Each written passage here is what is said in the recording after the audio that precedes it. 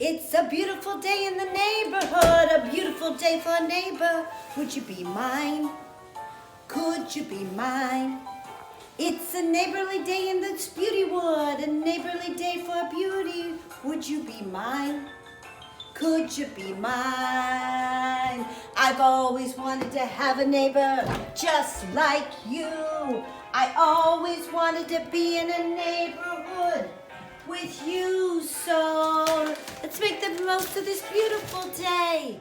Since we're together, I might as well say, would you be mine? Could you be mine? Won't you be my neighbor? Won't you please? Won't you please? Please, won't you be my neighbor? Hello, neighbors, and welcome back from spring break. I forgot my boots to switch them on, so I had to throw my little Ugg slippers away. So anyways, that was a problem there. So we're just going to review what we had learned before, and we're going to be talking about the Age of Reform. And if you remember from last time, the Age of Reform is a time where they actually reformed things or made them better. So we used that Play-Doh, and we took the Play-Doh and we formed it into something new, and that's what the Age of Reform did. Frederick Douglass, you may have remembered him in your reading. He was a runaway slave. They said he spoke like thunder. He was so smart and brilliant as he spoke. And obviously he's going to be for abolitionists, which means somebody against slavery. But he's also going to be women's rights. Now, I want to explain again how much that's connected. That if you were an abolitionist, you probably were somebody for women's rights too, because you believe that everybody should be equal, no matter what your sex, gender, or race was. So that was that. Over there on the board is Horace Mann. He also believed that there should be fairness in education. And so normally it was wealthy white boys got to go to school, and he felt like that should be opened up to all people. So you may have read something about him in the Age of Reform. I think it's so exciting because I talked about this before, but Ohio is such a place where this kind of reform, especially just the people being all treated equally, happened. In fact, Oberlin College is in Ohio, and it was the first college to let females go to college at all. You may learn about Susan Blackwell. She's going to be the first doctor. And so it's going to be a big deal. And these things, really, a lot of them happened in Ohio. And we talked about Sojourner Truth and about how when she first came to Akron, she did that speech, Ain't I a Woman? And talking about Ain't I a Woman, like I have taken all the hardship as a slave and as a woman, and I am tough, and I really stood up under that. Abolitionists, again, are people that did not believe in slavery, worked hard against it, and then we will remember Dorothea Dix, who was the prison reform. Remember, there were a lot of people that were mentally ill, there were children in there, and they were getting abused and hit by rods, and she went in there and said, something needs to be done. I want to review over here the Grimsky sisters. The Grimsky sisters actually were people that were really big in abolitionist movement. They were brought up in the South. Actually, their plantation had slaves. And what they did, they were very wealthy. What they did is they took all their money that they were going to get. It's called a dowry. So when they were getting married, they were going to take all their money. And instead of inheriting that money, they ended up giving all that money, and if they had enough money, they would free the slaves. So they bought the slaves' freedom. I think that that's a really big deal, because you think about all the money you could get, and you used every bit of it to free somebody else. So these are the Grimsky sisters. Katie Stanton and Susan B. Anthony, they are going to be people that are going to talk at Seneca Falls, and those are going to be women's rights movements.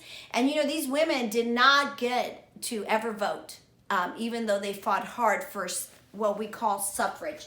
And that's going to be hard to remember, but just remember that they had to suffer to get rights to vote, because I can never remember, why would suffrage be that? Now, one thing I wanted to show you is this Susan B. Anthony coin. This is a dollar coin, and this was only made in circulation, I think it was 1979 to 1981. And the reason it was is because nobody liked it, quite honestly. Do you see how it has like these weird like edges? Well, you would always be pulling out one of these instead of a quarter, and a lot of times it was like you would get ripped off. And so people didn't like them. So this was Sacagawea's gold coin was replaced this one, but really people do not like coins for dollar bills because they think of it as just being change. So that's one thing I just wanted to show you. In fact, it's so funny because I said to my husband, do you have one of these? And he said no. So we bought one, and it's not like it's a collector's item or anything. It was $1.42 instead of $1. So it's a little bit more because they don't make them anymore, but it's not like, oh good, I have one of these. It's a collector's item. So I'm going to just go over what your assignment is going to be, and then we'll be done for today's lesson. But if you look over the board, and Grace is just going to keep it on over there on the board, and Mrs. Clark will go ahead and she will write out your assignment. You are going to have a 5-sentence paragraph. Remember, you're going to have a topic sentence, 3 supporting details, and a closing sentence. And as you can see, you can write it on the orange, which is going to be abolitionist. If you want to write a short little paragraph on abolitionist, that's fine. Another one would be women's rights. So Elizabeth Cady Stanton, Susan B. Anthony, suffrage and women's rights. That would be something else you could write on. Or Dorothea Dix, and that is going to be on prison reform and the things she did with the mentally ill. Those things will be, again, written by Ms. Clark once again, and so you don't really have to worry about it, but I just want to tell you, you will be writing a 5-sentence report on them. Please note that with Cady Stanton, Elizabeth Cady Stanton, and Susan B. Anthony, Elizabeth Cady Stanton was the person that had all the ideas. Susan B. Anthony was more of the speaker, and she could say it so it had meaning. So just remember that those girls these women kind of went together. There's so much to be said about the abolitionists, so that's probably the easiest one to do, but these other ones are very interesting too. So I just am so glad to see you. I hope you had a wonderful spring break, and even though I know that your spring break wasn't that much different than this quarantine, it was still kind of nice to be off.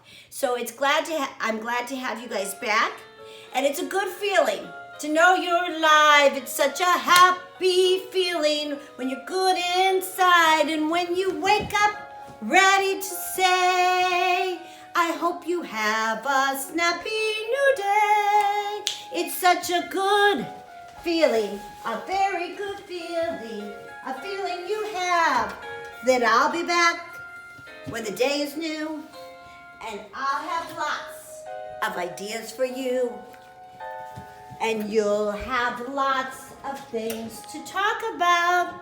I will too. Bye guys, see ya.